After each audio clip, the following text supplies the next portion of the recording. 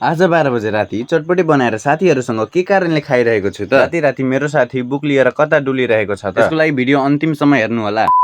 So all right guys, हजुरहरूलाई स्वागत छ मेरो नयाँ मिनी भ्लगमा। राति खाना खाएर 50 रुपियाँ बोकेर गाउँतिर आएर हाम्रो दाइलाई 50 रुपियाँ दिँदा त दाइ त एकदमै खुसी हुनुभयो। मेरो साथी किताब बोकेर कता गइरहेछ यसको एक्चुअली रिजन त मलाई पनि थाहा छैन गाइज। पैसा चाहिँ केलाई दिएको भन्दा आज फ्रान्स र स्पेनको गेम हो र केटाहरूले ल चटपटी नै बनाउनु पर्छ भनेर हाम्रो प्लान फिक्स भयो। त्यसैले मैले चटपटीको सामानको लागि 50 रुपियाँ दिएको। हरेक भिडियोमा एउटा सानो मेहनत लुकेको हुन्छ। यदि त्यो मेहनत तपाईलाई मन पर्यो भने एउटा लाइकले पनि धेरै हौसला दिन्छ। त्यसैले कृपया लाइक गर्न नबिर्सिनु होला। टमाटर काट्ने बेला एउटा टमाटर कुहिएको परेछ। ल नेपालमा त चल्छ भनेर कुहिएको भाग काटेर फ्याँक्दिए। बुझ्नेलाई त इशारा काफी हुन्छ। त्यसैले यो क्लिप देखेर यो बुझ्नु कि जसले मह काट्छ त्यसले नै हात चाट्छ।